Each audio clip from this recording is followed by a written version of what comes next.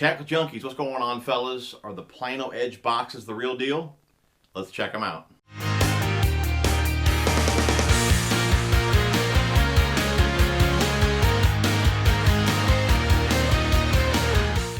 Alright fellas, if you've been following the streams for the last few months, we've been talking about the Plano Edge boxes, and I'm really looking forward to loading them up and putting them in the Crestliner. Well, as you can see, they finally arrived. I'm super pumped for it.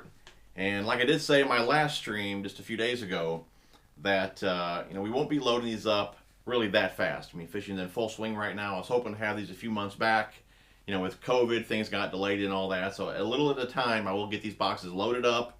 We'll go over, how I organize with each box, with each style of lure, rods and reels for each style of lure and all that. I mean, we're really going to get detailed, in the near future. So keep a lookout for that. Like I said, the videos won't come super fast, but they will come, give you guys something to look forward to. So again, keep a lookout for future videos on how I organize with the Plano Edge series boxes. But what I wanted to do today was let you guys know which style of boxes I did pick up, and really talk about, is it really worth the upgrade to go to these from just a standard, Plano waterproof box. All right, so you got your standard 3700 series boxes right here. The waterproof box and the Edge box, okay? The main difference that I'm going to say, obviously there's other features, but I think the most important one is the rust blocker within these boxes. Now, if you were to get water in this box right here, okay, obviously with a waterproof gasket, if you get water in the box, whether it's the lid's open during a rainstorm, you put wet lures in the box, but once you seal this box up, you basically trap the water in the box, and there's nothing inside this box to fight against the rust. And again, that's really what I feel separates the two boxes here, where I feel it's worth the extra money to invest in a better box, because we put a lot of money in our tackle. So do we really want it to rust out? I would think the answer would be no. So we'll just go over all the features of the Plano Edge boxes, and then we'll just walk through all the different ones that I picked up.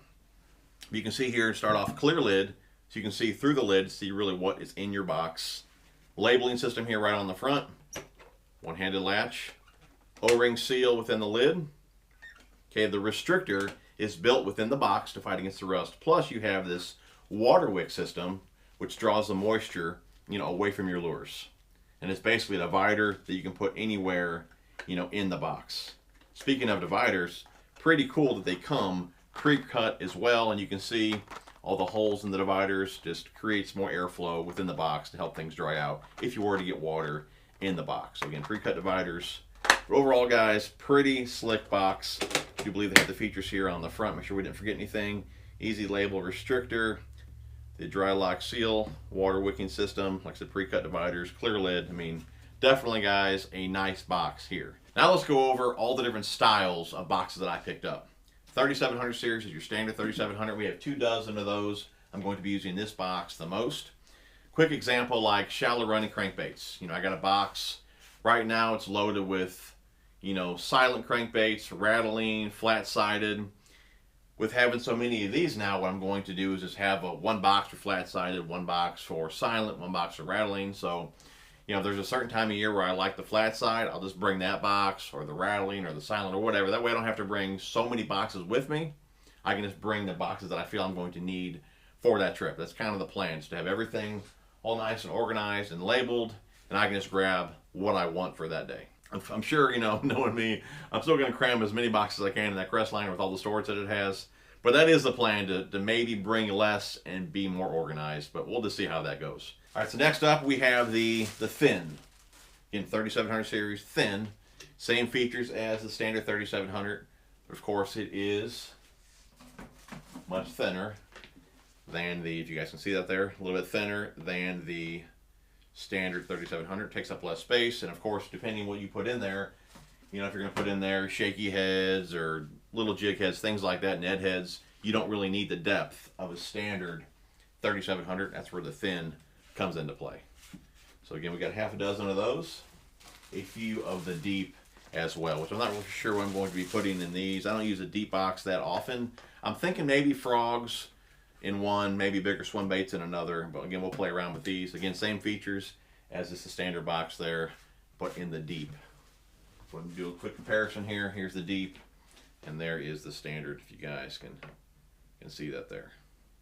And then we got the 3600. Again, same features, smaller size here, 3600. You know, these I'm going to put probably 3 or 4 in the back of each one of my compartments in the back of the Crestliner, and the rest I'm going to use in my tackle backpack. Again, same features, 3600 series size right there. And I do believe I've seen on Facebook and Instagram, you know, everyone's kind of advertising right now for iCast, and I do believe they're going to come out with a 3500 series. Plus, in the 3600, I do believe they're going to have the terminal box, which we'll get into here in a second. And they're also coming out with a flex box, which is really cool as well. So you guys should check out the Plano social media pages and check out the new boxes coming out. Anyways, though, we got a dozen of the 3600 series boxes. From there, let's move on to the, this is the shallow crankbait box. Okay.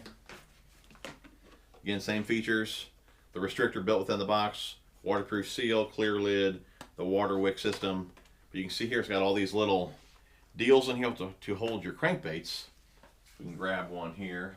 All right, so we got a little lipless right here. You can see, just put that in there, push it down in there like so.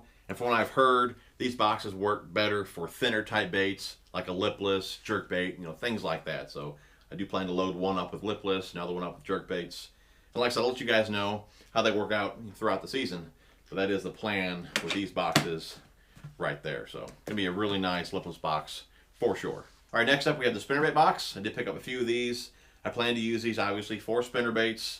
One of them I'm going to dedicate to like willow leaf type blade spinnerbaits, and then another one Colorado and Indiana, and then I may use the third one for buzzbaits. I'll let you guys know how that works out. Same features as the other boxes, and they got these dividers in here which you can just kind of slide around however you want to divide that up.